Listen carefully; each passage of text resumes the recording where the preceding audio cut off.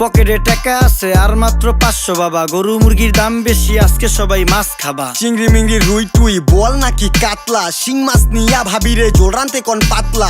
ইলিশ আসছে দিয়া দেই কালকে আবার বৈশাখ। বাপ সাপ দেখে আমগো মনে হয় কি লাট সাপ। গরিব মানুষের বৈশাখ, ইলিশ মাছ না পুঁই শাক। সিলভার কাপ না তেলাপিয়া, আমার দেন পাঙ্গাস মিয়া।